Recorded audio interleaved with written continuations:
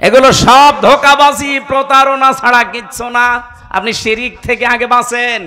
এবার বলেন আমি তো এরকম শিরিক করি না, কে বলেছে আপনাকে?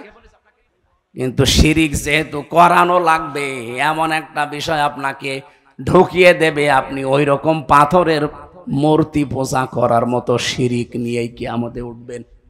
আজকে রাজবাড়ী, গোয়ালন্দ এবং রাজশাহীতে দুইটা মাজার মুসলিম জনতারা ভেঙ্গে দিয়েছে শুধু শিরিক হওয়ার কারণে।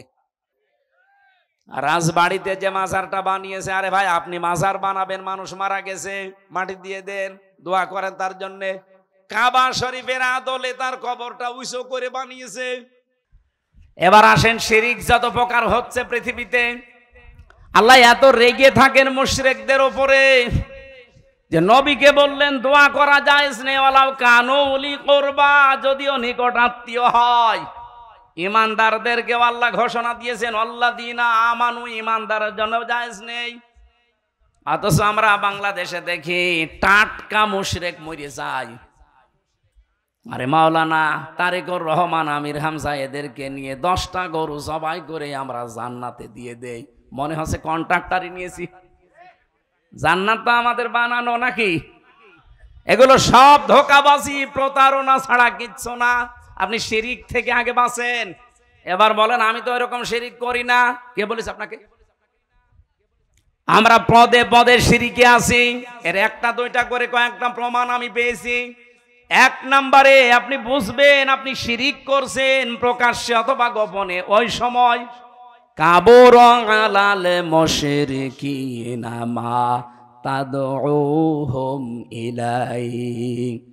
হে নবী, আপনি জমিনে দিন কায়েমের কথা বলছেন, মত পার্থক্য করতে আপনি নিষেধ করছেন এ বিষয়ে, কিন্তু আপনার এই ঘোষণা শোনার পরে সবচাইতে বেশি খারাপ লাগবে, কষ্ট লাগবে, মন খারাপ হবে তাদের যারা মুশরিক।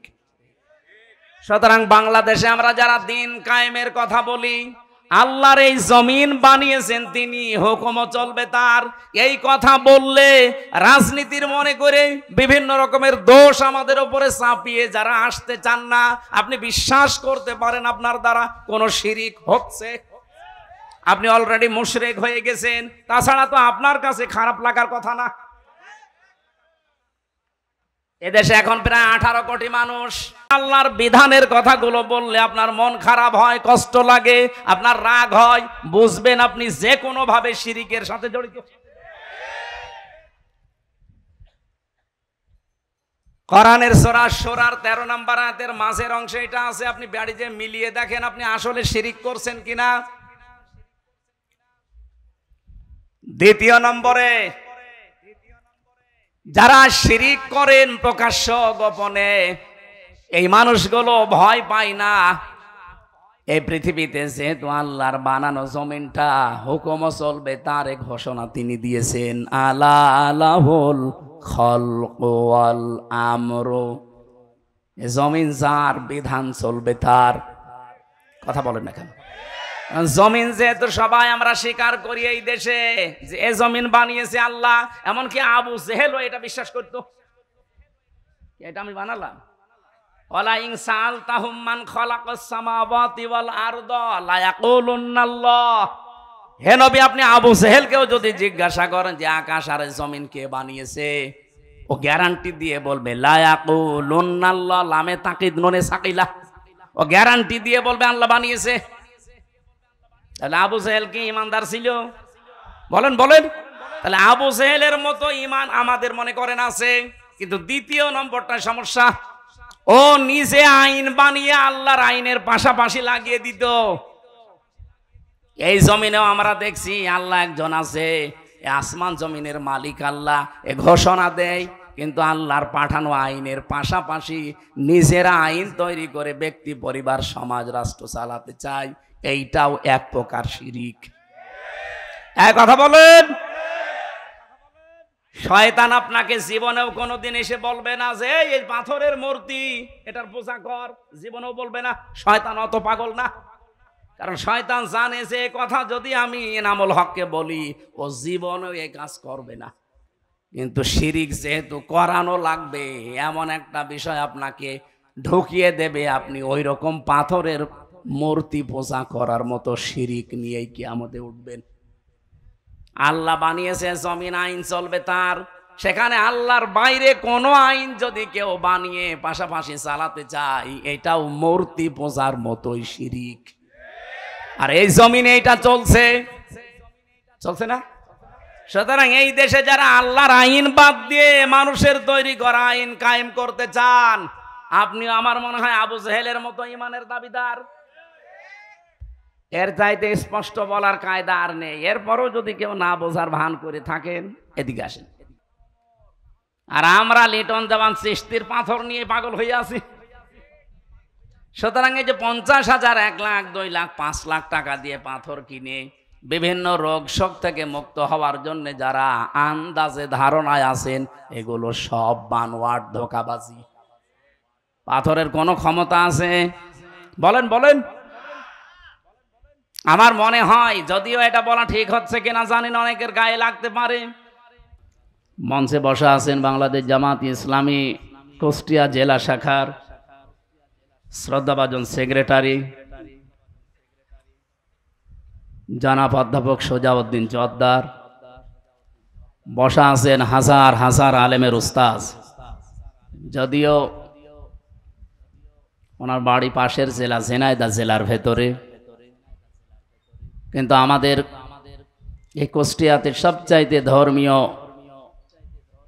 শিক্ষার বড় প্রতিষ্ঠান কুওয়াতুল ইসলাম কামিল মাদ্রাসা, নাম শোনেননি?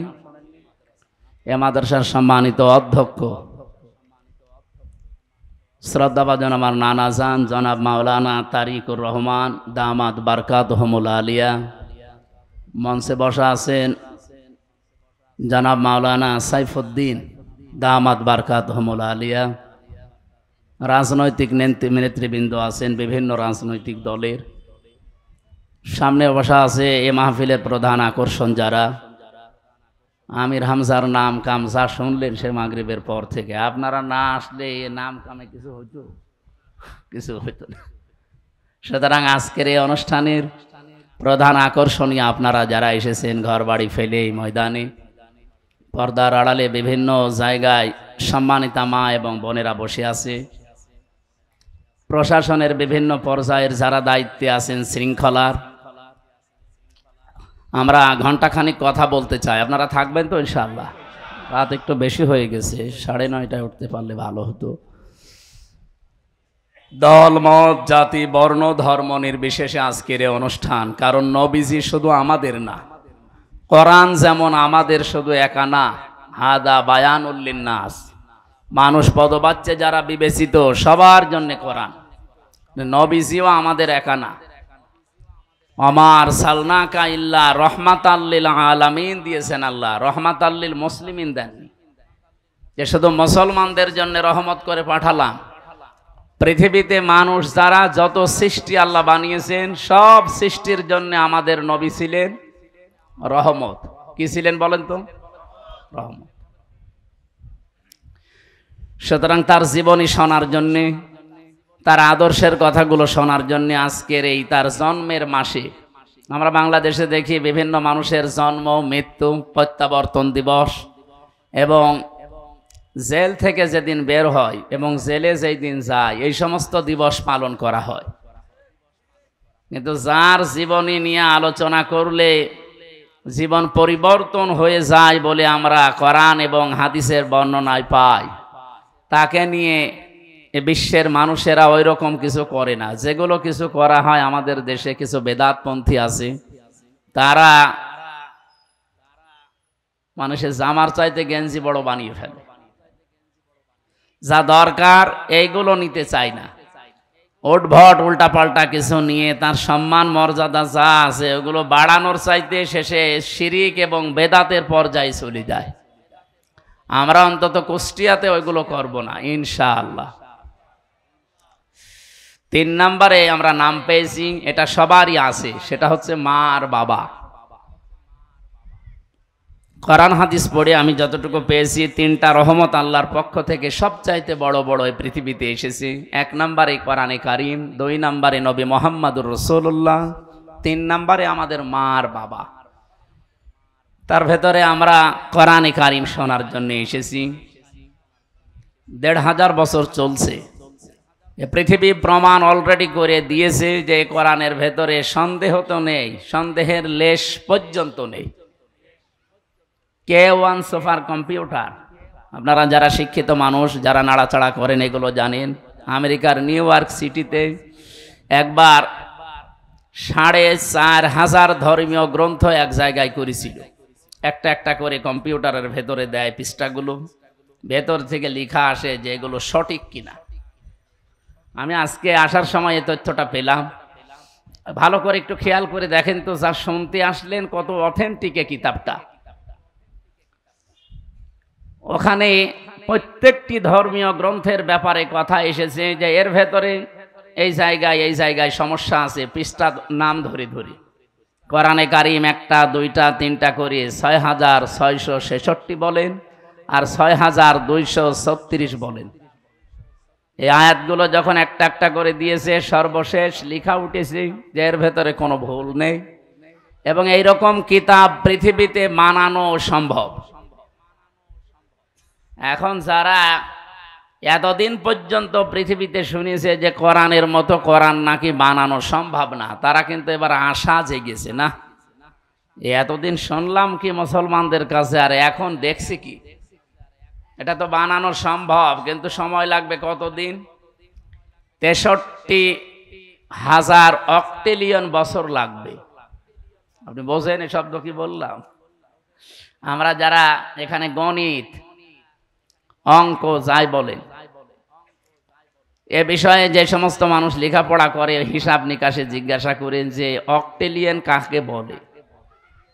প্রথমে হয় এ বিষয়টা আমরা দেখেছি একক হয়, এরপরে দশক হয়, এরপরে শতক, সহস্র, অযুত, লক্ষ, নিযুত, কোটি, million, billion, trillion, zillion, pillion, এরপরে অক্টেলিয়ন। আপনি হিসাব করে দেখেন তো, এত বছর যদি আপনি বাঁচেন, পুরাটা জীবন এর পেছনে দেওয়া লাগবে, তারপরে এরকম একটা কিতাব আপনি বানাতে পারবেন। এখন যদি মনে করেন না পুরাটা জীবন আমি দিলাম, এরপরে আমার ছেলে দেবে, এরপরে আমার নাতি ছেলে দেবে, এইভাবে না, হবে না। কম্পিউটারে এটাই লেখা এসেছে যে আপনার জীবনে এরকম হায়াত পাওয়া লাগবে এবং পুরাটা জীবন যদি এর পেছনে ব্যয় করতে পারেন আপনি বানাতে পারবেন। আদম নবী থেকে শুরু করে আজকের দিন পর্যন্ত ৬৩,০০০ অক্টেলিয়ন বছর কারো জীবনের হায়াত আছে। কিয়ামত পর্যন্ত কেউ পাবে এরকম হায়াত? দিন যত যাচ্ছে হায়াত আরো কমতেছে। আগে আদম নবী বেঁচে ছিল ১০০০ বছর, তার সন্তানেরা বেঁচে ছিল এরকম ৭০০ বছর, ৫০০ বছর, আর আমরা মাত্র ৬০-৭০ বছর। তারপরও এখন গ্যারান্টি নেই। গ্যারান্টি আছে আমাদের? তো এই জন্যে এটা আর সম্ভব না। যা শুনতে এসেছেন এমন একটা কিতাব, বিশ্ব নবীকে আল্লাহ সতর্ক বাণী দিয়েছেন, মানে কত বড় অথেন্টিক সেই কথা বোঝাতে আমি বলছি। সূরা হাক্কাত ৪৪ নম্বর আয়াত। রব্বুল আলামিন বলেন, ওয়ালাউ তাকাওয়ালা আলাইনা বা'দাল আকাওয়িল লা আখাযনা মিনহু বিল ইয়ামিন সুম্মা লাকাতা'না মিনহুল ওয়াতিন। এ পর্যন্ত একটু ভালো করে শুনেন, গতানুগতিক কথা আমি বলি না। আল্লাহ পাক বলেন, হে নবী, আমি কোরআনে যা দিয়েছি, আমার এই কথা বাদ দিয়ে কোনো নতুন কথা যদি আপনি কোরআনের ভেতরে নিজের কথা আমার নামে চালিয়ে দিতেন যে এইটা আল্লাহ জানিয়েছে, কি করতাম জানেন? লা আখাযনা মিনহু বিল ইয়ামিন, আপনার ডান হাত চেপে ধরতাম, কণ্ঠনালী কেটে ফেলে দিতাম। ঠিক আছে? আমরা প্রচলিত যে এইগুলো পড়ি বাংলায়, এগুলো ঠিক আছে। এনারা আমাদের যা পড়ায় এ পর্যন্ত ঠিক আছে, কিন্তু আপনি শব্দের দিকে খেয়াল করে দেখেন তো বাংলার সাথে আরবি গুলো মিলছে কিনা। আল্লাহ তাআলা বললেন লা আখাযনা, এখানে ফাইল কর্তা সরাসরি আল্লাহ নিজে, আমি নিজে ধরতাম। মিনহু বিল ইয়ামিন, বি মানে দ্বারা, দিয়ে, কর্তৃক, যাই বলেন। ইয়ামিন মানে ডান হাত। আমি আমার ডান হাত দিয়ে আমার নবীকে চেপে ধরতাম, নবীর ডান হাত ধরতাম, তার কণ্ঠনালী কেটে ফেলে দিতাম। এ কথা এখানে নেই, অথচ যত আপনি বাংলা অনুবাদ দেখবেন এই কথা লেখা আছে। কথাটা শুনতে যদিও মনে হচ্ছে একরকম, আকাশ পাতাল অর্থ পাল্টিয়ে গেছে। আপনি মনে করেন আমি এনামুল সাহেবের ডান হাত চেপে ধরলাম আর ওনার গলা কেটে ফেলে দিলাম, এটা একটা বাংলা অর্থ। আর একটা অর্থ কি, আল্লাহ তাআলা এখানে যেটা জানাতে চেয়েছেন, এত শক্ত কথা এটা কোরআনের ব্যাপারে, লা আখাযনা মিনহু বিল ইয়ামিন। আমি নিজে নবীর ডান হাত না, আমার ডান হাত দিয়ে, আল্লাহ তাআলা বলেন আমার ডান হাত দিয়ে আমি নবীকে চেপে ধরতাম। আমার প্রশ্ন, নবীকে আল্লাহ চেপে ধরার কথা বললেন, ডান হাতের কথা দিলেন, মিনহু বিশ শিমাল দিলেন না কেন? যে আমি বাম হাত দিয়ে ধরতাম। আল্লাহর কি বাম হাতের শক্তি নেই? আপনাদের যা আওয়াজ মনে হচ্ছে উনি দুর্বল হয়ে গেছে। আল্লাহর বাম হাতে শক্তি আছে না? কেমন শক্তি আছে? আমরা ডান হাত বাম হাত বললে যেটা বুঝি সচরাচর, আমাদের জ্ঞান যা আছে চর্ম চোখ দিয়ে আমরা যেটা দেখি, যে আমাদের ডান হাতে অন্তত তুলনামূলক শক্তি বেশি বাম হাতের চাইতে। কথা বলেন কিনা বলেন? আমরা যে উদাহরণ দিলে বুঝি ভালো, আপনি দেখবেন কোরআনে আল্লাহ ওই রকম উদাহরণই দিয়েছেন। আমাদের জীবন সম্পর্কে আল্লাহ উদাহরণ দিতে গিয়ে সময়ের উদাহরণ দিয়েছেন, কারণ আমাদের জীবনটার সমষ্টি সময়। সময় না থাকলে হামজা আছে, আরো জোরে বলেন। এখান থেকে 100 বছর পরে এই জায়গায় আমরা এখানে আর কেউ থাকবো না, নতুন মানুষ এসে এই জায়গাটা চাষ করবে। আর আমরা যারা আছি 100 বছরের ভেতরে সব মাটির নিচে ভরাট হয়ে যাব। 100 বছর পরে যদি আমি এখানে এসে বলি যে কুষ্টিয়ার 6 রাস্তার মোড়ে এই বাড়ি আমার, ওই সময় যারা ওখানে বসবাস করবে ও বাড়ি আমারে ঢুকতে দেবে? আমি যদি বলি আমার বাবার নাম রিয়াজউদ্দিন, আমার দাদার নাম জাহান আলী, এই বাড়ি তারা বানিয়েছিল, আমি এখানে ছিলাম অন্তত 50-60 বছর, ওরা আমারে বলবে কিসের রিয়াজউদ্দিন, কিসের জাহান আলী? আমার নাম শুনলে তো বলবে আপনারই চিনি না। এজন্য আমার জীবনের সবচাইতে গুরুত্বপূর্ণ যে সম্পদ, তার নাম কি বলেন তো? আরো জোরে বলেন। কোরআনে দেখবেন জীবন সংক্রান্ত যত বিষয় আছে, সময়ের সমষ্টি, এরকম কিছু উদাহরণ আল্লাহ সেট করেছেন। আল্লাহ রাব্বুল আলামিন বলেন ওয়ালা আসরি, সময়ের কসম। কিসের কসম দিলেন? কারণ আমরা বুঝি ভালো যে সময় থাকলে হামজা আছে, সময় নেই হামজা নেই। আমরা যেহেতু সচরাচর দেখি এই পৃথিবীতে আমাদের ডান হাতে শক্তি বেশি, বাম হাতে শক্তি একটু তুলনামূলক কম। আমরা যেটা দিয়ে বুঝবো ভালো, আল্লাহ সেই উদাহরণ দিয়েছেন। মিনহু বিশিমালও দিতে পারতেন, তাও অর্থ পারফেক্ট হইতো। তারপরও আল্লাহ মিনহু বিল ইয়ামিন দিয়ে এত শক্ত ভাষায় জানালেন যে আমি আমার নিজের ডান হাত দিয়ে আমার নবীকে চেপে ধরতাম। আর আমরা যেহেতু ডান হাত দিয়ে কোনো কিছু ধরলে শক্ত করেই ধরি নাকি? আল্লাহ এইটাই বোঝাতে চেয়েছেন যে কোরআন কত অথেন্টিক।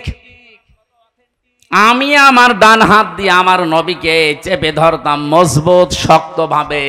এতটুকু শেষ করলাম না, সুম্মা লাকাতানা মিনহুল ওয়াতিন, এমনকি তার কণ্ঠনালীও কেটে ফেলে দিতাম যেন আর কথাই বলতে না পারে। কোরআনের ভেতরে আমি আল্লাহ ছাড়া আর কারো কথা নেই। এমনকি ফামা মিনকুম মিন আহাদিন আনহু হাজিজিন, এ বিষয়ে আমাকে নিষেধ করা কোনো শক্তি পৃথিবীতে আসমানে কারো নেই। এত বড় কঠিন কথা বলার পরেও দেখি আমাদের এই দেশে বহু মানুষ কোরআনের ব্যাপারে নিজের মতামত তুলে ধরে কথা বলে। এর আগে একজন বলছিল নাকি যে লাকুম দীনুকুম ওয়ালিয়া দীন, রাহুল বুখারী। একটা কথা হইল, কথা হচ্ছে কোরআনের, আপনি বুখারী শরীফ বলে চালিয়ে দিচ্ছে। নবীজি যদি কোরআনের ভেতরে কোনো কথা চালিয়ে দেয়, তাই তার ডান হাত না তাকে চেপে ধরে ডান হাত দিয়ে তার কণ্ঠনালী কেটে ফেলার কথা। এত বড় কঠিন হুঁশিয়ারি, আর সেই জায়গায় বুখারী শরীফের হাদিস আপনি কোরআন বলে চালিয়ে দিচ্ছেন, কোরআনের আয়াত বুখারী শরীফ বলে চালাচ্ছে। আমার মনে হয় যদি ওহী নাজিল হওয়ার সিস্টেম থাকতো, ওই মহিলার সব কাটা পড়ে যেত, যে যেই বলে সেই কথা, যে লাকুম দীনুকুম ওয়ালিয়া দীন, রাহুল বুখারী। আমরা কোরআনের ব্যাপারে যে কথাগুলো এখন থেকে তাহলে শুনবো, কোনো সন্দেহ নেই এর ভেতরে একটা শব্দ আজ পর্যন্ত ওলট পালট হয়নি, কিয়ামত পর্যন্ত হবেও না।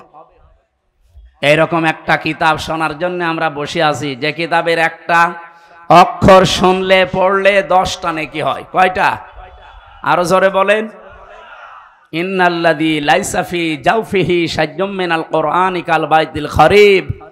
যে মানুষের অন্তরের ভেতরে কোরআন নেই, কোরআনের আলো নেই, জ্ঞান নেই, ওটা মানুষের অন্তরই না, ওটা উজাড় গৃহ, শয়তানের ঘর। আপনি চিন্তা করতে পারেন নবীজিও কত শক্ত কথা বললেন। আজ 54 বছরে যারা বাংলাদেশে দায়িত্ব পালন করেছে, আপনি দেখেন অধিকাংশ গুলোর ভেতরে কোরআনের আলো, জ্ঞান, নূর ছিল না। এই জন্য আমাদের কপাল ওইভাবে উঠতে পারেনি। মাংসালনা আলাইকাল কোরআন লিতাশকা। হে নবী, কোরআন আপনাকে আমি এই জন্য দেইনি যে আপনি মার খাবেন, না খেয়ে থাকবেন, আপনি হতাশায় থাকবেন, না, কোরআন আমি দিয়েছি এ পৃথিবীতে আপনি উপরে উঠবেন। আর 54 বছরে আমরা এখনো ওই জায়গায় যেতে পারি না। 21 বছরে মালয়েশিয়া যেখানে চলে গেছে, আমি পুরা এলাকা ঘুরেছি মালয়েশিয়া, বাংলাদেশের চাইতে প্রায় 7 ডবল বড় দেশটা, বিশাল দেশ। 2003 সালেও তারা এইভাবে দাঁড়াতে পারে না, আমাদের মতোই ছিল। অথচ এই যে 21-22 বছরে তারা দেশটাকে, আজ বিশ্বের বুকে যদি 20টা দেশ উন্নত থাকে, মালয়েশিয়া একটা। সিঙ্গাপুর এ তো আরো খারাপ ছিল পর্যায়ে, তাদের চারিদিকে শুধু সাগর বেষ্টিত। সিঙ্গাপুরের যে ভূমিটা সর্বোচ্চ 42 কিলো, আমাদের কুষ্টিয়া জেলার অর্ধেক। এতটুকু একটা জায়গা, আমার মনে হয় এদিকে বিশ্ববিদ্যালয় থেকে শুরু করে খুব বেশি হলো খোকসা পর্যন্ত, এই যে এতটুকু একটা দেশ। তামাম পৃথিবীতে যদি 10টা দেশ আপনাকে গণনা করা লাগে উন্নত, তাহলে সিঙ্গাপুর ধরা লাগবে। আপনি টের পাচ্ছেন তারা মাছ ধরে খেত, এই যে জেলে বলে না বাংলায়, মাছ ধরে খায়, এদের কি বলে? জেলে। ওরা ওই ছিল। পুরা মালয়েশিয়ার যত ময়লা সব ভাগাড় হিসাবে তারা ব্যবহার করত এলাকাকে। এই যে মাছ এবং গরু, ছাগল, মহিষ এগুলো জবাই করে করে রক্ত, এই ময়লাগুলো সব এখানে ফেলা, এই জায়গা ছিল সিঙ্গাপুর। তো তারা আজ সততার কারণে, তাদের তো আর ইমান নেই, 100 জনের 95 জন তারা অমুসলিম, মাত্র 5 জন মুসলমান সেখানে। কিন্তু দাঁড়িয়ে যাওয়ার পেছনে আমি কারণ দেখেছি শুধু তাদের সততা, এবং তারা মানুষকে ধোঁকা দেয় না। আমরা এই দেশে এই 2টা জিনিস যদি এস্টাবলিশ করতে পারি, যে এই দেশে আমরা যারা আসবো সামনে সততা নিয়ে আসতে চাই, আর সততা তৈরি হয় পৃথিবীতে উৎকৃষ্ট মানের সততা এই কোরআনের জ্ঞানের দ্বারা। কিসের দ্বারা বলেন তো? বাংলাদেশে বিশেষ করে আমি তো এ দেশের প্রায় থানায় 630টা থানায় আমি গেছি, আমি দেখেছি একটা জিনিস ঝামেলা আছে এই দেশে, এদেশে আর ভারতে। আমরা এই রবিউল আউয়াল মাস আসলে নবীর মহব্বতে এমন অবস্থা তৈরি হয়ে যায় আমাদের, বিশেষ করে চট্টগ্রাম আর সিলেটের মানুষের। এরা আয়াত পড়ে বেশিরভাগ সূরা মায়েদার এই 9 নম্বর আয়াতটা, 15 নম্বর আয়াতটার শেষের অংশটা বেশি পড়া হয়। কদ জাকুম মিনাল্লাহি নূরুন ওয়া কিতাবুম মুবিন। অবশ্যই আল্লাহর পক্ষ থেকে তোমাদের কাছে এসেছে স্পষ্ট নূর, কিতাব। এখানে তারা ব্যাখ্যা করতে গিয়ে আমি দেখেছি বিশেষ করে চট্টগ্রাম আর সিলেটের মানুষেরা, তারা বলতে চায় এখানে নূর মানে মুহাম্মদুর রাসূলুল্লাহ আর কিতাব মানে কোরআন শরীফ।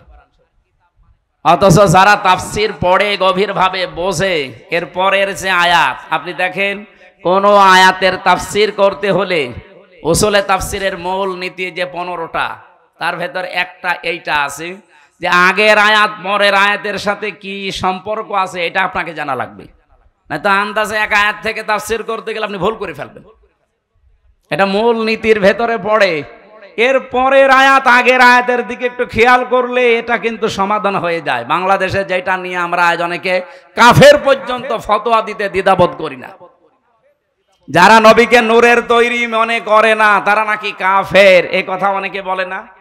যদিও আমাদের এই সমস্ত জেলায় এগুলো কম। আপনি চট্টগ্রামে যান, আপনার জানাজায় বন্ধ করে দিবে, এমন কড়া। ওরা মিঠা সন্নি, কড়া সন্নি, আরো বিভিন্ন নাম নিয়েছে। তা আমি এই শব্দটা পড়তে গিয়ে দেখলাম আল্লাহ রাব্বুল আলামিন এখানে ক্বাদ জাআকুম মিনাল্লাহি নূরুন ওয়া কিতাবুম মুবিন এই শব্দ বলার পরেই এর পরে এইগুলো যে সব এক জিনিস তার প্রমাণ দিয়েছেন পরের আয়াতে। আলেমদেরকে বলছি বাড়ি যে একটু মিলাবেন, শব্দটা দেখবেন। এখানে আছে অবশ্যই আল্লাহর পক্ষ থেকে এসেছে নূর, স্পষ্ট কিতাব। এখানে নূর ওজা স্পষ্ট কিতাবতা, এর প্রমাণ আল্লাহ পরের শব্দে দিয়েছেন ইয়াহদি বিহিল্লাহ, তিনি হেদায়েত দান করেন এইটার দ্বারা। এই যে বিহি, এটা এক বছর না বহু বছর? বহু বছর, এক বছর। আগের দুইটা জিনিস যদি দুইটা হবে তাহলে আল্লাহ এখানে বিহি মা দিতে পারতো না? আপনারা আরো বাড়ি যে মিলাবেন। আমার তো ছোট মাথা, বড় বড় মাথা আছে সাইফুদ্দিন হুজুরের মতো যাদের। ইয়াহদি বিহিল্লাহ, আমি এইটার দ্বারা হেদায়েত করি। যেহেতু আল্লাহ এক বচন দিয়েছেন, সুতরাং কোরআন ওজা নূরতা, স্পষ্ট কিতাব ওজা নূরতা। দ্বিতীয় প্রমাণ হচ্ছে ফি জিলালিল কোরআন। এখানে কিতাবের অনেকগুলো নাম দেওয়া আছে। কোন জায়গায় আমি পেয়েছি কোরআনের নাম 55টা, কোন জায়গায় পেয়েছি 45টা, কোন জায়গায় 25টা, কোন জায়গায় 4টা। আমি যে 4টার বিষয়ে বলছিলাম তার ভেতরে একটা নাম আছে কোরআনের, আন-নূর। কোরআনের নাম কি বলেন বলেন? তাহলে এই আয়াত দ্বারা আল্লাহ যেটা বোঝাতে চাচ্ছেন নবী নূরের তৈরি, এ কথা বলে আপনি নবীর সম্মান বাড়াচ্ছেন না। আর তারে নূরের তৈরি বললেই কি, মাটির তৈরি বললেই কি, আপনার ইমানে কোনো সমস্যা আছে? এইটা যেহেতু আমাদের সিলেবাসের অন্তর্ভুক্ত না, মরণের পরে বিষয়ে গুরুত্বপূর্ণ কোনো প্রশ্ন নেই, সুতরাং এইটা নিয়ে কেওয়াজ করে সময় নষ্ট করার কোনো দরকার নেই। আমি কথা আশা করি বোঝাতে পেরেছি। সুতরাং এমন কোরআন আমরা শুনতে এসেছি, এর ভেতরে কোনো ভেজাল নেই। সুতরাং যে আল্লাহ আমাদেরকে আজকে নিয়ে আসলেন এখানে, আমরা খুশি। কারণ এক একটি অক্ষর শুনলে বুঝলে আপনার ইমানের মান এবং ইখলাস অনুযায়ী কমপক্ষে তো 10টা নেকি পাবেনই, সর্বোচ্চ 700 পর্যন্ত নেকি পাবেন ইনশাআল্লাহ। আল্লাহ আমাদেরকে সর্বোত্তমটা যেন আমাদের ইমান অনুযায়ী দান করেন, বলেন আমিন। দরুদ আর সালাম পাঠ করার মাধ্যমে আমরা তেলাওয়াতকৃত আয়াতে যাচ্ছি। আমরা পড়েছি সূরা আনআম 50 নম্বর আয়াতের শেষের অংশটুকু। আমরা যে সমস্ত বিষয়গুলো নিয়ে রবিউল আউয়াল আসলে মাতামাতি করে ফেলি, নবীকে এমন এমন জিনিস দিয়ে দেই, আল্লাহ রাব্বুল আলামিন ওই বিষয়টা ক্লিয়ার করছেন আয়াতে। হে নবী, আপনি আপনার উম্মতদেরকে বলেন, কুল লা আকুলু লাকুম ইনদি খাযাইনুল্লাহ ওয়ালা আ'লামুল গায়বা ওয়ালা আকুলু লাকুম ইন্নী মালাক।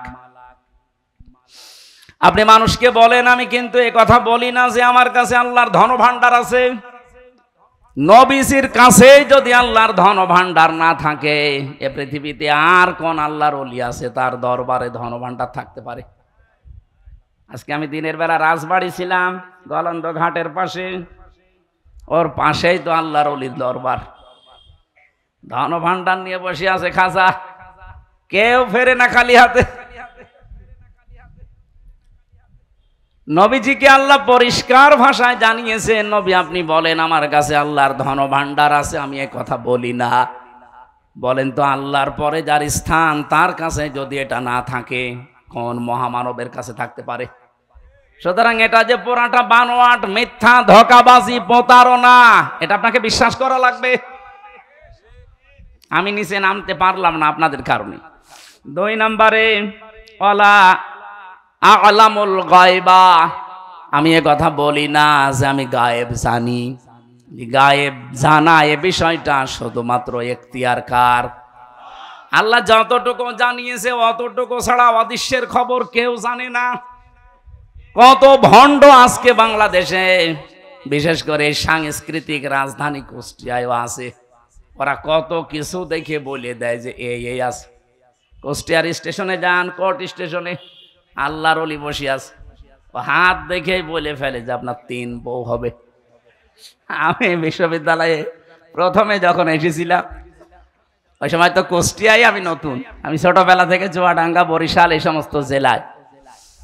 10 সালে আমার কুষ্টিয়ায় প্রবেশ করা। ওই সময় একজন স্টেশনে বসতো, হাত দেখে মানুষের ভাগ্য বলে দিত। আমি ওই সময় একবার দেখিয়েছিলাম, আমি তো ছাত্র, আমার এই যে মাঝখানে 3টা দাগ দেখে বলছে আপনার 3 বউ হবে। এই যে ইনার নাতি আমার ঘরে। যাক, ওই সময় তারও 1 বছর পরে আমার বিয়ে হয়েছে। তো সেই একটাই তো আছে, আমার তো এখনো এই ভাগ্যের রেখার সাথে মেলে না। মেলবে কিনা আমি জানি না, মেলার দরকার নেই।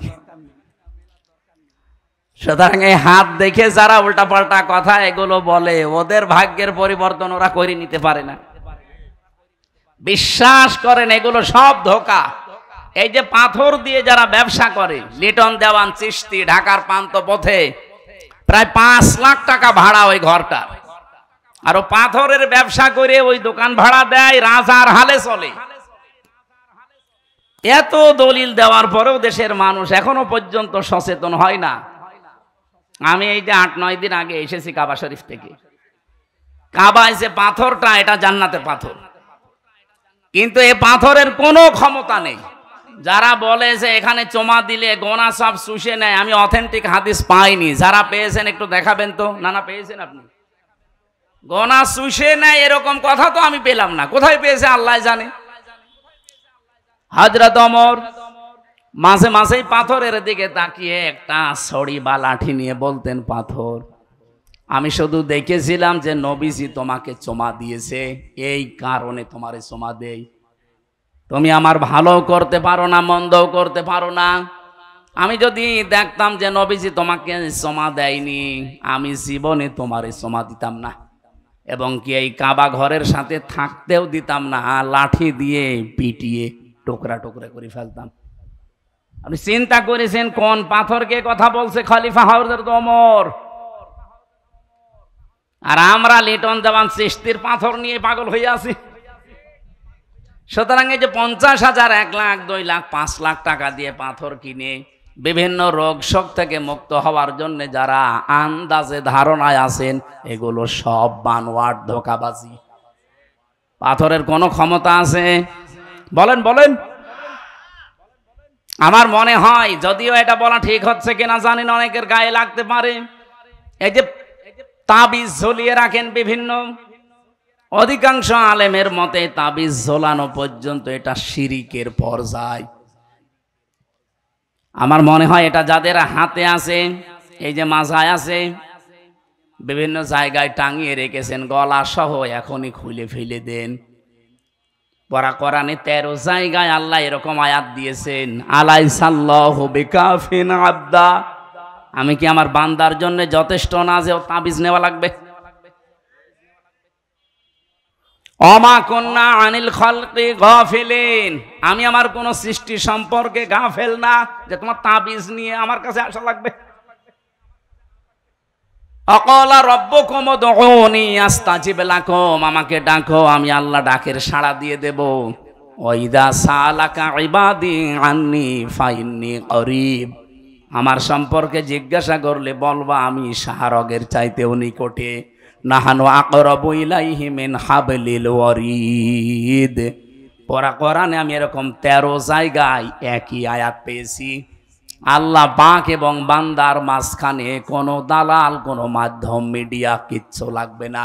সরাসরি আপনি ডাকবেন, আল্লাহকে সাড়া দেবে আমার মাবুদ। বলেন সুবহানাল্লাহ। কুষ্টিয়াবাসী গায়েবের খবর একমাত্র কে জানে বলেন? আরো জোরে। অন্য কেউ জানে এ কথা বিশ্বাস আমরা করব আর না।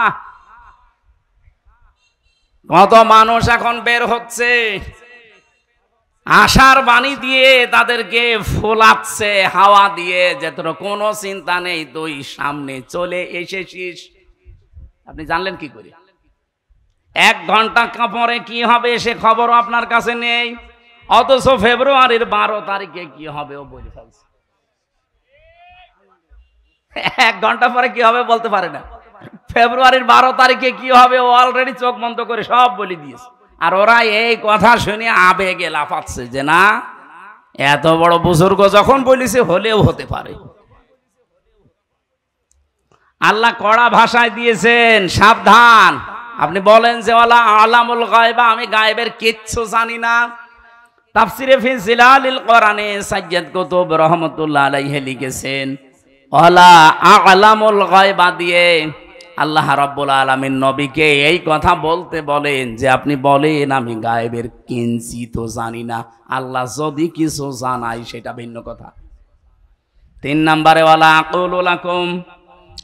আকুলু লাকুম ইন্নী মালাক, আমি এ কথা বলি না যে আমি ফেরেশতা। এই কথাগুলো নবীর শানে, যেহেতু এ মাস আসলে বিভিন্ন মানুষ আবেগে আন্দাজে চালিয়ে দিতে পারে, আরো বিভিন্ন জিনিস চালিয়ে দেয়।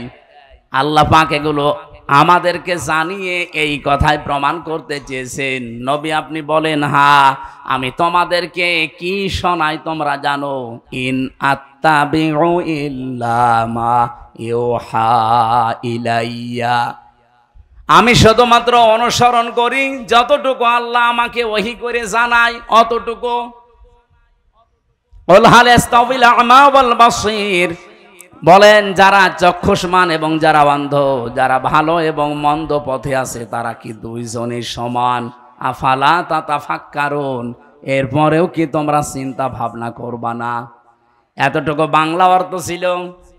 এবার আসেন তো, যেহেতু সিরাতের মাস আরম্ভ হয়েছে, নবীজির জন্মের মাস আসে, আমরা সিরাত মাহফিল দিয়ে থাকি, মিলাদ মাহফিল দিয়ে থাকি। বাংলাদেশের কুষ্টিয়া, চুয়াডাঙ্গা, মেহেরপুর এই অঞ্চলের এই 22-23টা জেলা বাদ দিয়ে অন্যান্য জেলাগুলোতে যে আপনি যদি মিলাদের বিরুদ্ধে শক্ত কথা বলেন, স্টেজে আপনাকে অপমান করে ফেলবে। অথচ যেই কথাটা আমরা সঠিকভাবে তুলে নিয়ে আসতে চাই ওইটা আমাদের বলতে দেয় না। মিলাদ এবং সিরাত এই দুইটা শব্দ, আমি সেদিন ওই যে ভার্সিটির আগে কোন জায়গায় যেন একটা টাচ দিয়েছিলাম যে এই পৃথিবীর ময়দানে শ্রেষ্ঠ মানুষ যেহেতু মুহাম্মদুর রাসূলুল্লাহ, তার জন্ম বৃত্তান্ত নিয়েও যদি আপনি আলোচনা করেন, যেটা মিলাদ নামে আমরা মনে করি, মিলাদ মানে ওয়ালাদুন থেকে, এটার বাংলা অর্থ জন্ম বৃত্তান্ত। নবীজির জন্ম বৃত্তান্ত আপনি আলোচনা করেন, মিলাদ অনুষ্ঠান করি, অসুবিধা নেই, কিন্তু ওখান থেকে যে শিক্ষা দিতে চাই ওইটা আপনাকে নেওয়া লাগবে। মিলাদ যারা মানুষকে দিয়ে দেন, আমাদেরকে ডাক দিয়ে হুজুর মিলাদ পড়ে দেন, আমি মিলাদের যতগুলো শিক্ষা পেয়েছি তার অন্যতম শিক্ষা এইটা। একটু ভালো করে শুনবেন, এটা যদি মানতে পারেন আপনি মিলাদ দেন, আমি আপনার মিলাদ পড়াবো কালকেই। যদি মানতে না পারেন আপনার মিলাদ দেওয়ার দরকার নেই, আপনার আরো গোনা হবে। 1 নম্বরে, এটা সিরাত ইবনে হিশামের ভেতর থেকে বলছি, বিশ্ব নবী পৃথিবীতে আসার পরে সর্বপ্রথম যেই মহিলার দুধ পান করেছিলেন ওনার নাম উম্মে আইমান। দ্বিতীয় যে মহিলার দুধ আল্লাহর নবী তার আপন মা বাদ দিয়ে পান করেছিলেন, এ মহিলার নাম হযরতে হালিমাতুস সাদিয়া রাদিয়াল্লাহু তাআলা আনহা। সিরাত ইবনে হিশাম, এ মহিলা এসে যখন নবীকে কোলে তুলে নিয়েছে, ডান স্তন দিয়েছে, তিনি পান করলেন, বাম স্তন মুখে লাগিয়েছে, উনি মুখ বের করে নিলেন। হযরতে হালিমা বলেন 1 বার 2 বার 3 বার তার মুখে আমি স্তন দিলাম, 3 বারে তিনি বের করে দিলেন। চোখের ইশারা দিয়ে আমাকে জানাতে চাই, মা হালিমা জোর করেন কেন? আমি জানি আপনার একটা সন্তান আছে, তার নাম আব্দুল্লাহ। আমি তো ডান স্তন আমার হক অধিকার ছিল, আমি পান করেছি, বাম স্তন আমার এটা অধিকার না, আমার হকও না, এটা আমার দুধ ভাই আব্দুল্লাহর অধিকার।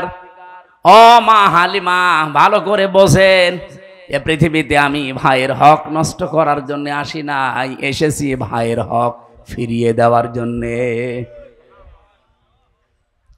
মিলাদের আমি প্রায় 27টা শিক্ষা বের করতে পেরেছি, তার ভেতরে এইটা একটা, যে নবী মায়ের কোলে বসে ভাইয়ের হক ফিরিয়ে দেয়, নষ্ট করে না, সেই নবীর উম্মতে রবিউল আউয়াল মাস আসলে মিলাদ দেয় একদিকে, আর একদিকে ভাইয়ের হক মারার জম। এখানে ভাই বলতে শুধুমাত্র আপন ভাই, দুধ ভাই না। আল মুসলিম আখুল মুসলিম, মুসলমান মুসলমানের কি বলেন বলেন। অথচ আগস্টের 5 তারিখের পর থেকে 1 বছর 26 দিন চলছে। এই 1 বছর 25-26 দিনে আমরা দেখলাম বহু মুসলমান ভাইয়ের অনেক হক নষ্ট করে ফেলেছে। বিশেষ করে খাজানগর কবুরহাটে কথা বলছেন, কত মানুষ এই জায়গাতে দেখলাম, হাজার হাজার লক্ষ লক্ষ কোটি টাকা তারা অলরেডি শুধু চাঁদাবাজির মাধ্যমে, অথচ চাঁদাবাজি করে এই টাকা দিয়ে আবার এই রবিউল আউয়াল মাস আসলে আমারে ডাক দিয়ে বলে হুজুর মিলাদ পড়িয়ে দিন। কিসের টাকা? চাঁদাবাজির টাকা। বিশ্বনবী মায়ের কোলে বসে ভাইয়ের হক নষ্ট করে না, আর আপনি এত বড় হয়ে গেছেন রবিউল আউয়াল মাসে মিলাদ দেবেন। কি কি দিয়ে মিলাদ দিচ্ছেন? একটা একটা করে যদি এখন নিচে নামা হয়, আমার মনে হয় আমি সবাই ধরা খেয়ে যাব। ও দরকার নেই, অন্তত এদিক ওদিকে 5 কেটে চলে যায়। এবার আমার প্রশ্ন, এই পৃথিবীতে বিশ্ব নবী আসার পর থেকে আজকের এই দিন পর্যন্ত বহু মানুষ নবীর শুধু মিলাদ, জন্ম এইটা মেনেছে, খুশি হয়েছে, বেজার হয়েছে, কিন্তু নবীর আদর্শ যেটা, সিরাত যেটা, তার জীবনী যেটা, শুধু জন্ম বৃত্তান্ত না, তার জীবনী, এই কথাগুলো যখনই তাদেরকে মানতে বলা হয়, এ মানুষগুলো শুধু মিলাদ মানতে রাজি, সিরাত মানতে রাজি না। আমি সেই প্রথম থেকে আরম্ভ করছি, নবীর আপন চাচা আমি 11 জনের নাম পেয়েছি, তার ভেতরে 4 জনের বেশি আলোচনা হয় আমাদের। 2 জন চাচা মিলাদও মেনেছে, সিরাতও মেনেছে, এই 2 জনেই জান্নাতি। আর 2 জন চাচা শুধু জন্ম মিলাদ মেনেছে, সিরাত তারা মানে নাই, 2 জনেই জাহান্নামী। একজন আবু তালেব আর একজন আবু লাহাব, এ 2 জনই আপন চাচা। আপনি তাদের পুরা জীবনী পড়ে দেখেন। আমি তো আবু লাহাবের পুরা জীবন পড়েছি, আবু তালেবেরও জীবন পড়েছি। ওরা নবীর মিলাদে, জন্মে এত খুশি ছিল, নিজের কাজের মেয়ে সোয়াইবিয়াকে পর্যন্ত আজাদ করে দিয়েছে, মুক্ত করে দিয়েছে, টাকা দিয়ে কিনে নিয়ে আসা মেয়ে, কাজের মেয়ে, দাসী বাদী। এত খুশি হয়েছে নবীর জন্মে যে আমার ভাই আব্দুল্লাহ নেই, আমার ভাইয়ের ঘরে একটা সন্তান এসেছে, এই খুশির সংবাদ দেওয়ার কারণে আমি তোরে মুক্ত করে দিলাম। আবু তালেব এত খুশি ছিল নবীর জন্মে, বিশ্ব নবীর জন্মে সে খুশি শুধু না, নিজের ছেলে আলীকে কোনোদিন কাছে রাখে নাই, মুহাম্মদুর রাসূলুল্লাহকে রাতের বেলা কাছে রাখতো। এই 2 জন চাচার জীবনী পড়ে সর্বশেষ যেটা পেয়েছি, যখনই তাদের কাছে নবীজির সিরাত, তার আদর্শের কথা নবীজি তুলে ধরলেন, এই 2 জন লোক তো মানেই নাই। আবু তালেবের জীবনী পড়তে গিয়ে দেখলাম, এই লোকটা যখন মারা যায়, নবীজি তার মাথার কাছে গিয়ে বলেছিলেন, ইয়া আম্মি আবি তালিব লা ইলাহা ইল্লাল্লাহ হাজ্জুল লাকা ইনদাল্লাহি ইয়াউমাল কিয়ামা। বুখারী শরীফের হাদিস। চাচা আপনার জলে বলা লাগবে না, শুধু আস্তে করে আমার কানের কাছে মুখ নিয়ে আল্লাহর একত্ববাদের স্বীকৃতিটা দেন, রিসালাতের স্বীকৃতি আপনার দেওয়া লাগবে না। শুধু বলেন লা ইলাহা ইল্লাল্লাহ মুহাম্মাদুর রাসূলুল্লাহ বলার দরকার নেই, এটা আমি নিজে জানি। শুধু আপনি আল্লাহরটা দেন। আমি আপনাকে গ্যারান্টি দিচ্ছি, এই মুহূর্তে কিয়ামতের দিন আল্লাহর সামনে আপনার ব্যাপারে আমি ঝগড়া করে জান্নাতে নিয়ে যাব। পাশে দাঁড়িয়েছিল আবু জেহেল, আবু সুফিয়ান, ডাক দিয়ে বলে, নেতা পড়বা। সারা জীবন বাপ দাদার ধর্ম মানলে এখন নতুন ধর্ম অনুসরণ করে কলঙ্কিত হবা। মানুষ তোমাকে কাপুরুষ বলবে, ভীরু বলবে, সারা পৃথিবীতে একটা বদনাম হয়ে যাবে তোমার। ও আর পড়ে নাই, ডাক দিয়ে বলে, মোহাম্মদ ভাতিজা আমার, তোমাকে আমি ভালোবাসি। তোমার সেই জন্মের দিন থেকে আজকের এ পর্যন্ত আমি তোমার পেছনে আছি, কিন্তু তোমার এই আদর্শটা আমি মানতে পারলাম না। তোমার নিয়ে আসা এই আদর্শ মেনে নিলে আমি মারা যাব। এখন মানুষ আমার বদনাম বের করবে, তুমি আমারে মাফ করে দিও। বলেন তো, মাফ করার মালিক কি নবীজি না আল্লাহ? সঙ্গে সঙ্গে কোরআনের আয়াত নাযিল হয়েছে, ইন্নাকা লা তাহদি মান আহবাবতা ওয়ালাকিন্নাল্লাহা ইয়াহদি মাইয়াশা। হে নবী, আপনি যাকে ভালোবাসেন তাকে হেদায়েত দিতে পারেন না, বরং আমি আল্লাহ যাকে চাই তাকে হেদায়েত দান করি। আর আপনার চাইতে আমি অনেক বেশি ভালো জানি। আলামু ইসমে তাফসিল, এটা সুপারলেটিভ ডিগ্রি। আপনার চাইতে আমি অনেক বেশি ভালো জানি যে হেদায়েতটা পাবে কে। এই লোকটা আপনার মিলাদে খুশি ছিল, আপনার জন্মে খুশি ছিল, সারাটা জীবন আপনাকে বাড়িতে রেখে খাওয়িয়েছে, লালন পালন করেছে, কোলে নিয়েছে, কাকে নিয়েছে, পিঠে নিয়েছে, মাথায় নিয়েছে, কিন্তু আপনি আদর্শের কথা বলতে গেলে এই লোকটার মানে নাই। এই জন্য আমি আল্লাহ তাকে মাফও করি নাই। এরপরেও হাদিসের শেষ অংশে আছে, নবীজি নিজে আবু তালিবের কবরের পাশে দাঁড়িয়ে বলেছিলেন, আল্লাহ আমার চাচা আবু তালিবকে মাফ করে দেন। সঙ্গে সঙ্গে জিবরাইল এসে বলে, হে নবী হাত নামান। কার জন্য হাত তুলেছেন? এই লোকটা আপনার চাচা, আমি জানি। আল্লাহ পাক আমাকে পাঠিয়েছে, লোকটা আপনার চাচা, আল্লাহ ভালো করে জানে, কিন্তু লোকটা তো মুশরিক। কি বলেন বলেন? সূরা তাওবার 113 নম্বর আয়াত নাযিল হয় ওই সময়, মা কানা লিন-নাবিয়্যি ওয়াল্লাযীনা আমানু আইয়াস্তাগফিরু লিল মুশরিকিন ওয়ালাউ কানু লি কুরবা ইলা আখির আয়াত। কোন নবীর জন্য এটা শোভনীয় না, জায়েজ না, উচিত না। শুধু নবী না, মা কানা লিন-নাবিয়্যি ওয়াল্লাযীনা আমানু, এবং ঈমানদারদের জন্য এটা জায়েজ নেই যে কোন মুশরিক যদি মারা যায় তার জন্য আল্লাহর কাছে ক্ষমা চাবে, মাফ চাবে। কোন নবীর জন্যও জায়েজ নেই, ঈমানদারদের জন্যও জায়েজ নেই। আপনি চিন্তা করতে পারেন যে নবী জীবনে হাত তোলা লাগে নাই কোনোদিন, মনের ভেতরে কামনা আসলে কবুল হয়ে গেছে। এখান থেকে শুধু আঙ্গুল তুলেছিলেন, আকাশের চাঁদ পর্যন্ত খণ্ড হয়ে গেছে। পা তুলেছিলেন, আরো সে চলে গেছে।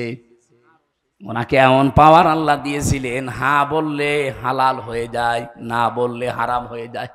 তাকে সারে বলা হয়, শরীয়ত প্রণেতা।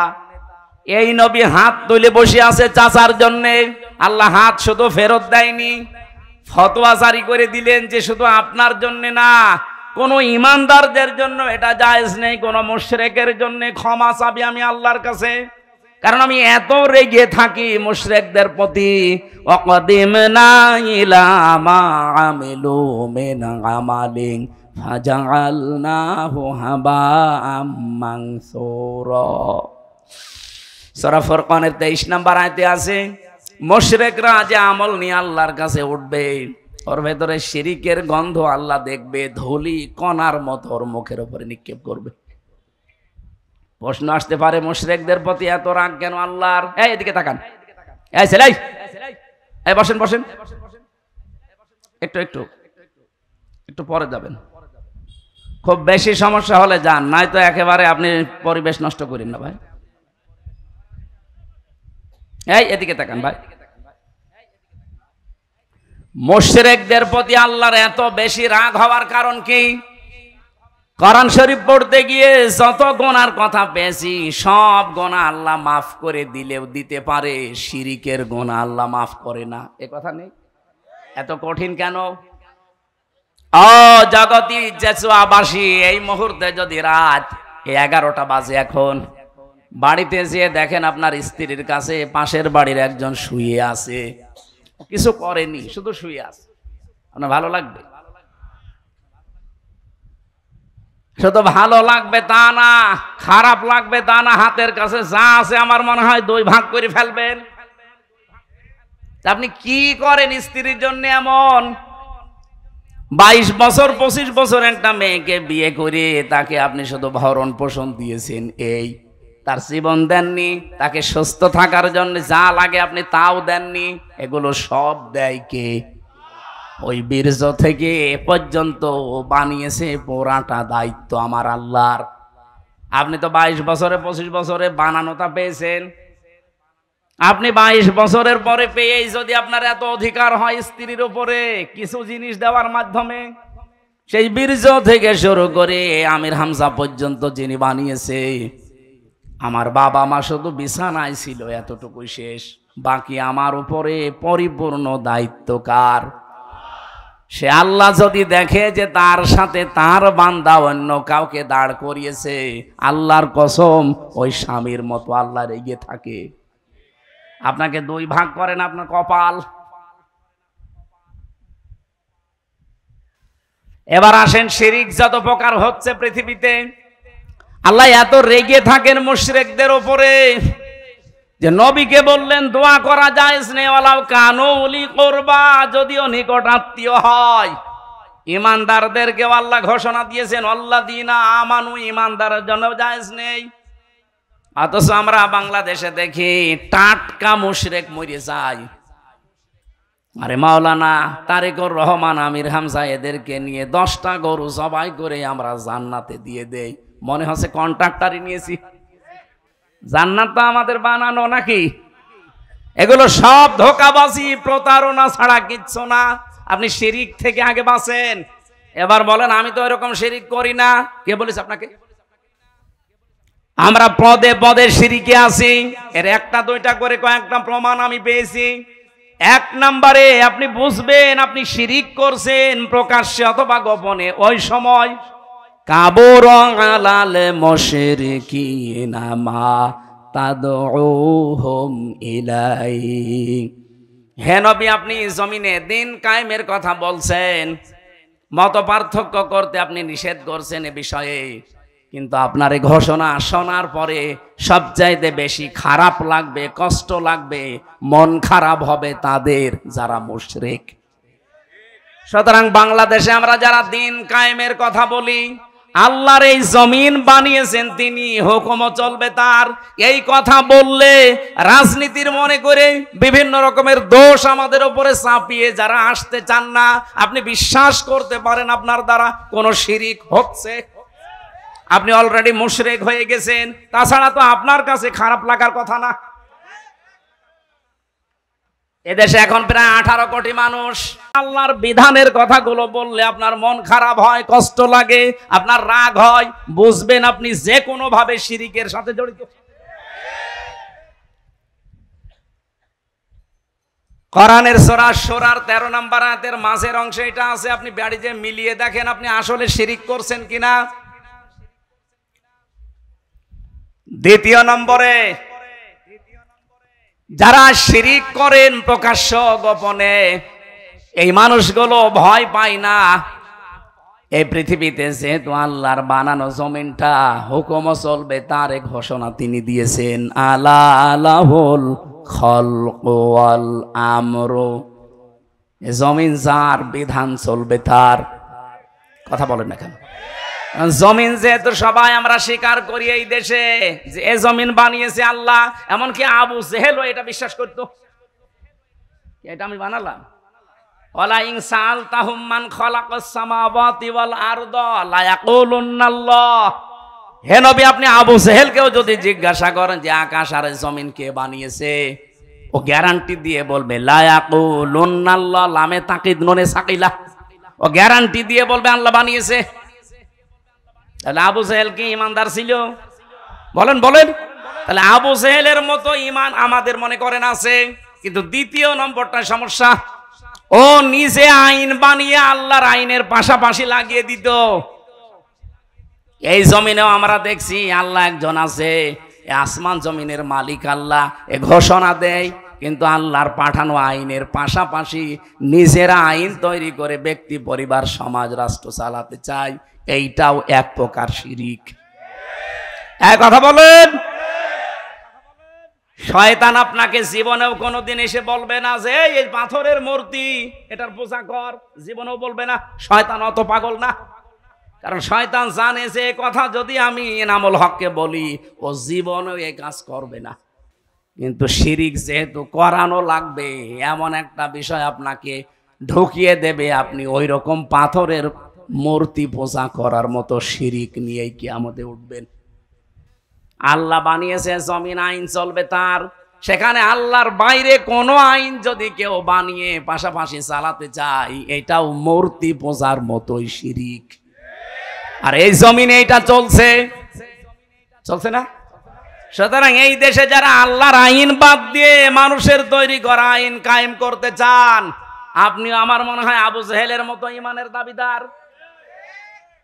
এর চাইতে স্পষ্ট বলার কায়দা আর নেই। এরপরও যদি কেউ না বোঝার ভান করে থাকেন, এদিকে আসেন। ঝড়ে কোদাল ছাড়া আপনার আর সম্ভব না। এবার আমার প্রশ্ন ছিল কি, দুইজন নবী, দুইজন চাচা শুধুমাত্র জন্ম মানত, নবীজির মিলাদ মানত, একটা আবু তালেব আর একটা আবু লাহাব।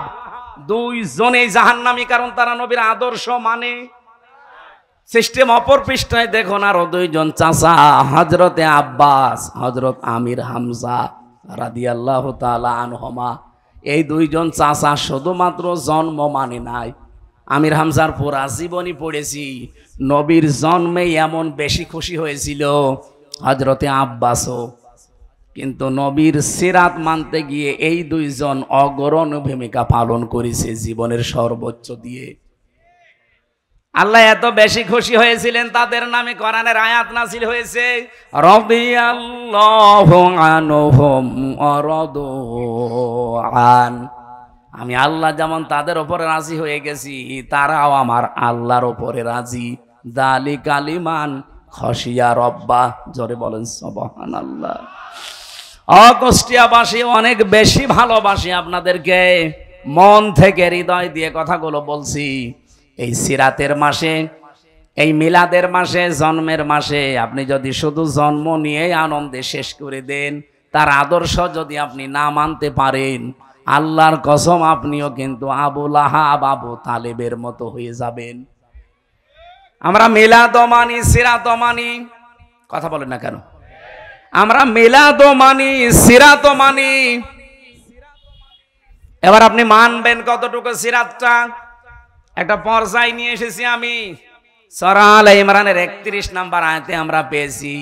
এই মাস আসলেই দেখবেন এই আয়াতটা বেশি পড়া হয়। কুল ইন কুনতুম তুহিব্বুনাল্লাহা ফাত্তাবিউনি ইউহিব্বুকুমুল্লাহ ওয়া ইয়াগফির লাকুম যুনুবাকুম আল্লাহু গফুরুর রহিম। এই একটু ভালো করে শুনবেন, এটা গতানুগতিক ভাবে না, এখান থেকে একটা শিক্ষা নিয়ে যাব আজ।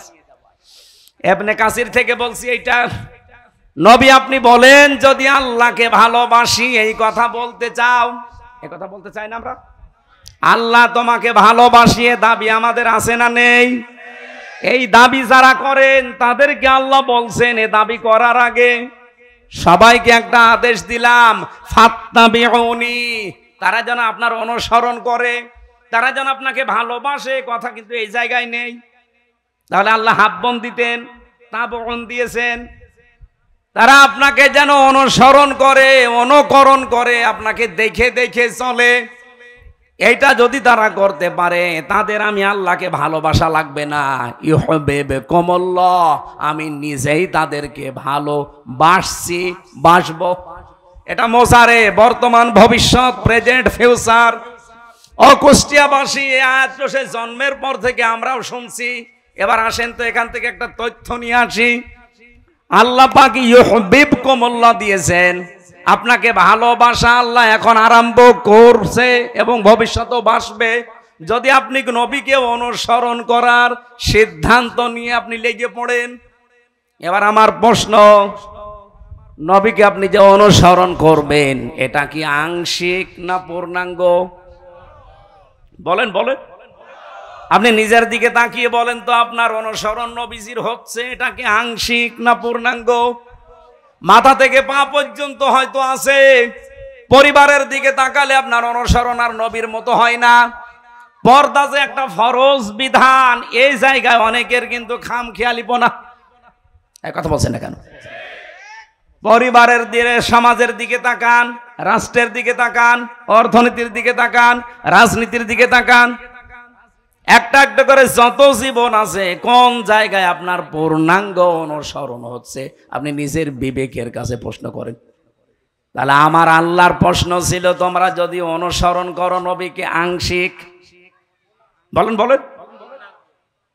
বাস্তবে তো আমরা বহু দেখেছি যারা আংশিক অনুসরণ করেছে, তারা আল্লাহর এই ঘোষণা ছিল ইউহিব্বুকুমুল্লাহ, নিজে আল্লাহ তাদের ভালোবাসবেন, ওয়া ইয়াগফির লাকুম যুনুবাকুম, আল্লাহ শুধু ভালোবেসে শেষ করে দেয় না, তাদের মাফ করে দেয়। কতটুকু? জামবন না যুনুব বহু বছর, আপনার একটা গোনাও আল্লাহ রাখবেন আর সব মাফ করে দেবে যদি আপনি নবীকে অনুসরণ করার সিদ্ধান্ত নিতে পারেন। আংশিক না পূর্ণাঙ্গ? এ পৃথিবীতে বহু মানুষকে আমরা বললাম তারা আংশিক অনুসরণ করেছিল। আব্দুল্লাহ ইবনে উবাই, আপনি দেখবেন ওর পুরা জীবনই পড়ে আমি শুধু একটা ভুল পেয়েছি, বাকি কোন জায়গায় আমার দৃষ্টিতে ভুল ধরা পড়ে নাই। একদিন মসজিদে নববীতে নবীজি বললেন, আল্লাহর কাছে দুইটা নাম প্রিয়, একটা আব্দুল্লাহ আর একটা আব্দুর রহমান। ও পেছন দিক থেকে দৌড় দিয়ে বাড়িতে যেয়ে নিজের নাম পাল্টিয়ে রেখেছে আব্দুল্লাহ, ছেলের নাম পাল্টিয়ে দিয়েছে আব্দুল্লাহ, নাতি ছেলে ছিল তাও পাল্টিয়ে দিয়েছে দুই আব্দুল্লাহ, বাবার নাম পাল্টিয়ে দিয়েছে আব্দুল্লাহ, 14 বংশ সব আব্দুল্লাহ। এবার আমার প্রশ্ন, নবীর কথা শোনার পরে মানতে দেরি করেছে কয় মিনিট? কি অনুসরণ করতে আপনি বলেন? শুনতে দেরি, মানতে দেরি ছিল না।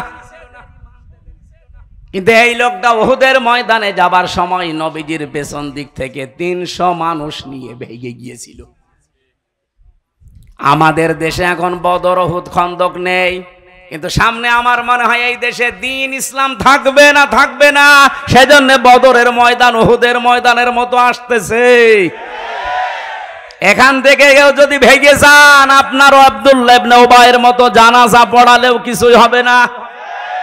না বোঝার ভান করে আছেন কারা? থেকে হাত তোলেন তো, আমি জানি আপনি বুঝে ফেলেছেন। সামনে যে দিন আসতেছে দেশে, একটা ইসলামের পক্ষে, একটা ইসলামের বিপক্ষে। বদরের ময়দানে একদল ইসলামের পক্ষে ছিল আর একদল ইসলামের বিপক্ষে ছিল। বদর আমরা দেখিনি, কিন্তু সামনে বদর, উহুদ আসতেছে। উহুদের ময়দান থেকে আব্দুল্লাহ ইবনে উবাই যেমন 300 লোক নিয়ে ভেগে গিয়েছিল, আজও অনেকেই বিভিন্ন কায়দায় মানুষকে ভেগিয়ে নিয়ে যাওয়ার চেষ্টায় আছে।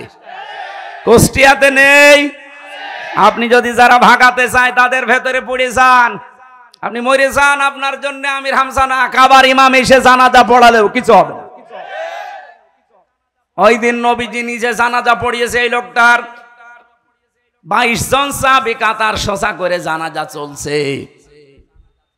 হযরত ওমর শুধু বলছে, না আমি জানাজায় যাব না, কারণ ওই লোকটা 300 লোক নিয়ে ভেগে গিয়েছে।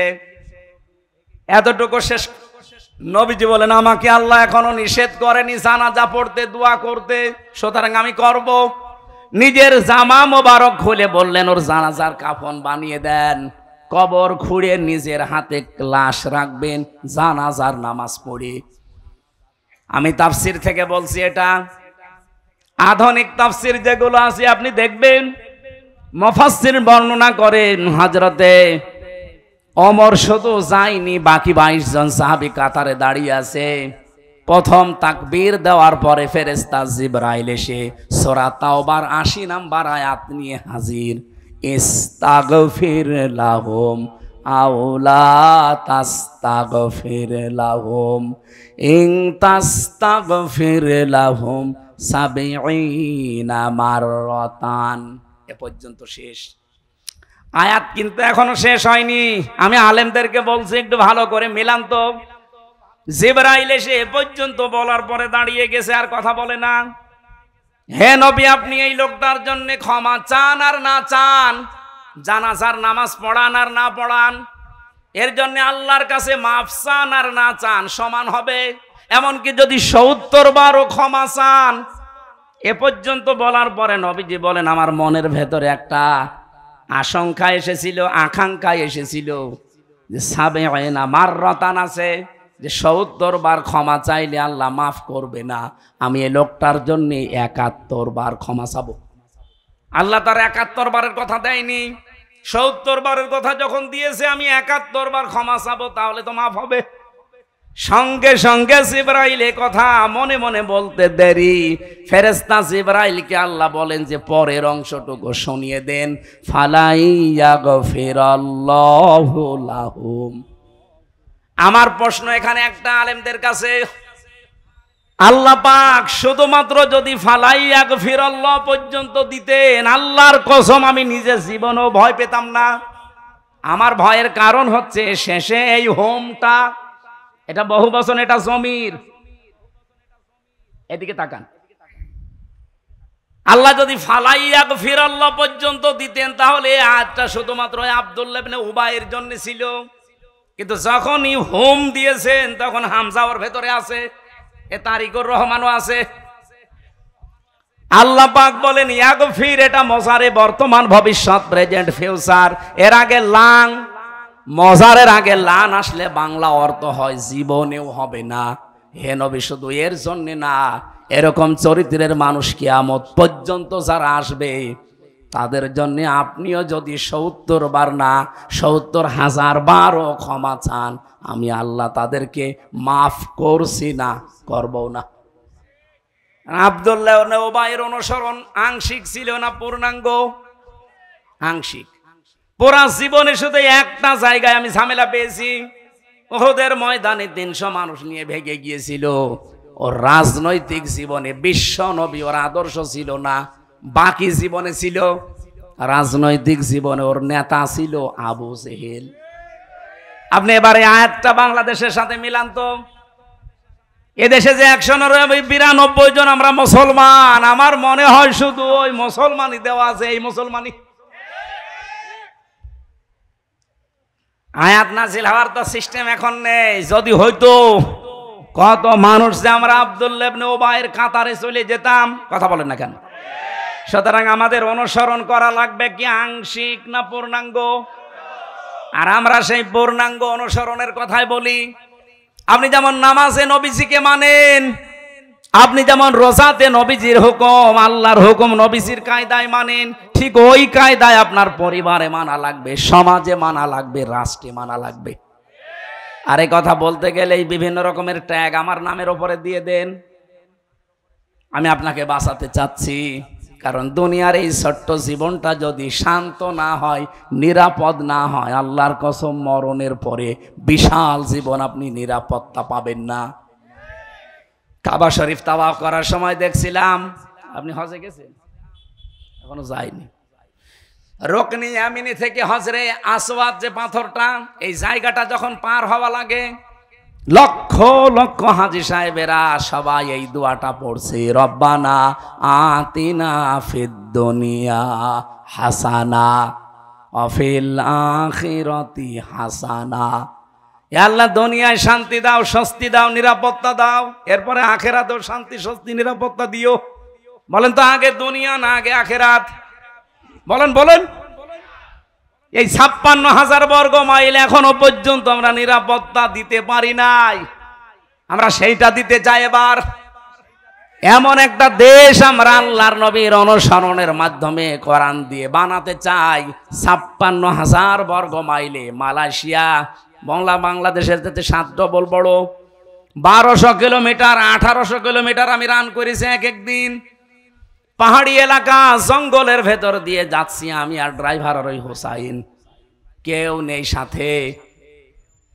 রাত ১২টা, ১টা, ২টা, ৩টা বাজে, কারণ এত দূর রান করা লাগবে। ড্রাইভার আমারে বলছে শরীর সমসম করে ওঠে, এত বড় বিশাল ভয়ঙ্কর জায়গা পার হওয়া লাগে। ড্রাইভার বলছে কোনো চিন্তা নেই হুজুর, শুধু আল্লাহর ভয় ছাড়া কেউ সামনে আসবে না। আমরা তো ওই রকম একটা বাংলাদেশ দেখতে চাচ্ছি যেখানে এই 1150 কিলোমিটার আমরা পার হয়ে যাব, কোনো চিন্তা থাকবে? বলেন বলেন, আল্লাহর কসম এটা বানানো সম্ভব। ইদা কানা উমারাউকুম খিয়ারুকুম, যখন তোমাদের এই জমিনে যারা নেতা, যারা দায়িত্বশীল, এই মানুষগুলো সর্বোত্তম চরিত্রের অধিকারী হবে। বাংলাদেশে এই 54 বছরে কত এমপি হোস্টেল থেকে মেয়েদের কান্নার আওয়াজ পাওয়া গেছে? আমি এটা বানিয়ে বললাম? বলেন।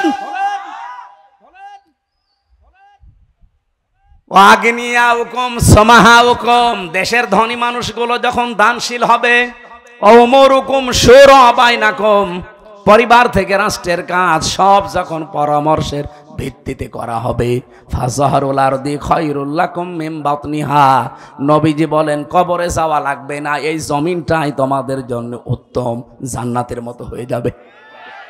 ওয়াইদা কানা উমারাউকুম শিরারুকুম, যখন এই জমিনের শাসক গোষ্ঠী, বিশেষ করে নেতা যারা দায়িত্বশীল, এরা চরিত্রহীন হয়ে যাবে, এরা খারাপ প্রকৃতির মানুষ হবে, এরা নষ্ট মানুষ হয়ে যাবে।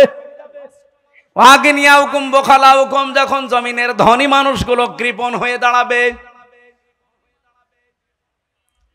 ওয়ামরুকুম ইলা নিসাইকুম, যখন সব পরামর্শ মেয়েদের সাথে করে করা হবে, পরিবার থেকে রাষ্ট্র পর্যন্ত সব পরামর্শের কাজগুলো মেয়েদের সাথে করে হবে।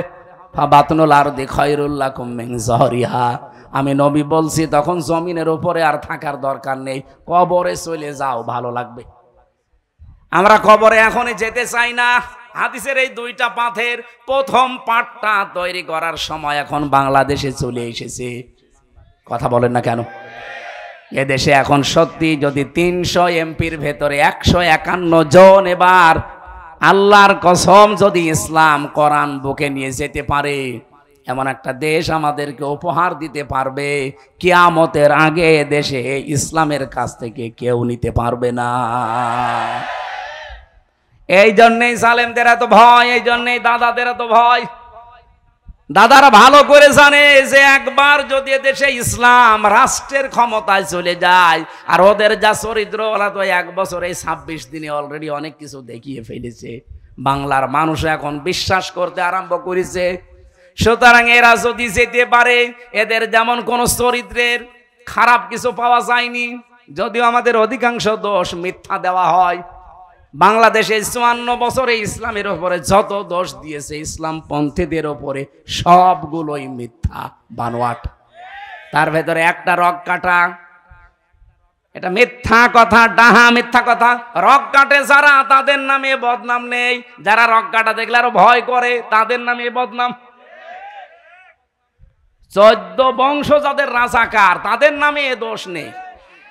শুধু আত্মীয়তা করে আমি ফেসে গেছি। 37 জন রাজাকার বাংলাদেশ জামাত ইসলামীতে, তাও ওদের বানানো রিপোর্ট অনুযায়ী। তারপরে 11 জন মরে গেছে।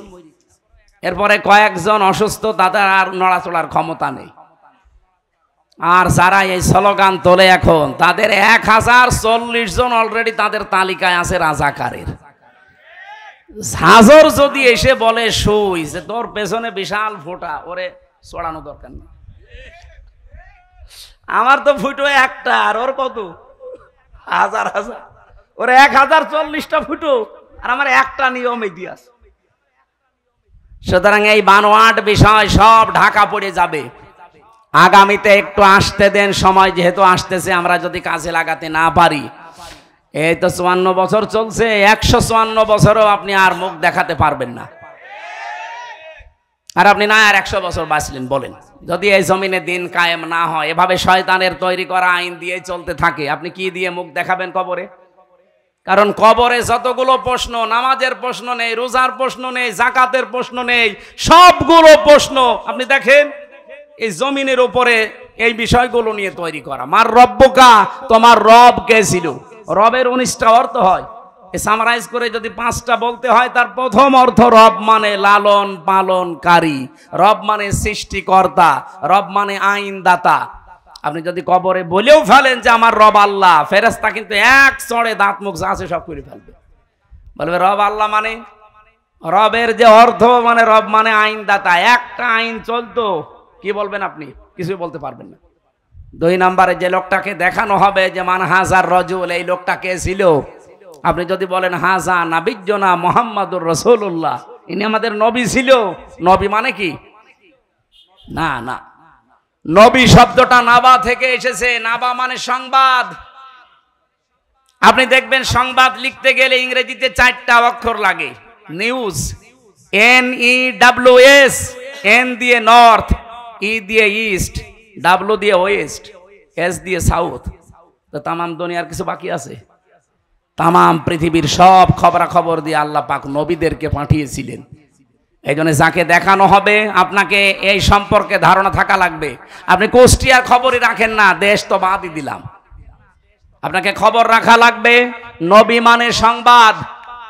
3 নম্বরে যেটা বলা হয় মা দিনুকা, তোমার ধর্ম কি, না তোমার জীবন ব্যবস্থা কি। জীবন ব্যবস্থা মানে আপনি যে টয়লেটে যান এটাও জীবন ব্যবস্থার ভেতরে নেই। বাম পা দিয়ে প্রবেশ করবেন, ডান পা দিয়ে বের হবেন, মাঝখানে 2টা দোয়া পড়বেন, 8-10 মিনিট সময় কাটাবেন। যা সময় কাটিয়েছেন প্রত্যেকটা সময় আপনার ইবাদত। কুষ্টিয়াবাসী টয়লেটের মতো নিকৃষ্ট কাজ 8-10 মিনিট শুধু রসুলের তরিকায় দিন মেনে করলে যদি সওয়াব হয়, তো বাকি জীবনের এখনো 23 ঘন্টা 50 মিনিট, এই সময়টা আপনি দিনের উপরে চললে ইবাদত হবে না মানে কি? অনেকে বলে দুনিয়ার কাজ, দুনিয়ার কাজ বলে কিচ্ছু নেই, সব আখিরাতের কাজ। সুতরাং আমরা ইসলামকে ওই জায়গায় নিতে যা করব সব আমার আখিরাতের কাজ। আমরা নবীর জীবন থেকে শিক্ষাগুলো নিয়ে পূর্ণাঙ্গ অনুসরণ করতে চাই রবিউল আউয়াল মাসে, নাকি আব্দুল্লাহ ইবনে উবাইয়ের মতো আংশিক? বলেন বলেন। রাত অনেক হয়ে গেছে, 11:30 বাজে। এখন তাহাজ্জুদের নামাজের সময় সামনে আসতেছে, এরপরে ফজরের নামাজ। সম্মানিত মা বোন যারা এসেছিলেন, আপনাদের সম্পর্কে আলাদা হয়তো যারা 2জন আলোচক ছিল কিছু বলেছে, আমি বলতে পারছি না। এত রাত পর্যন্ত কথা বলা ঠিক না। আবার কালকে সকাল থেকে আমাদের অনুষ্ঠানগুলো শুরু। মাওলানা শব্দ বাদ দিলে নাকি শিরিক হয়, বিষয়টা বলবেন মেহেরবানি করে। কি বলে? নামের আগে মুফতি শব্দ, মাওলানা শব্দ দিলে শিরিক হয় কেন? মুফতি শব্দের শাব্দিক অর্থ হচ্ছে ফতোয়া দানকারী। 2 নম্বরে মাওলানা শব্দের শাব্দিক অর্থ হচ্ছে আমাদের অভিভাবক বা আমাদের পথ প্রদর্শক। আমাদের দেশে এই শব্দটা ব্যবহার করা হয় সম্মানসূচক শব্দ হিসাবে। যারা শরীয়তের বিধানের বিষয়গুলো জানাশোনার মাধ্যমে মানুষকে জানাতে পারে, তাদের নামে আমরা এই দেশে একটা সার্টিফিকেট বানিয়েছি যে কামেল পাস করলে, দাওরা পাস করলে মাওলানা দেওয়া হয়। এটাকে আল্লাহ রাসূল দিয়েছে।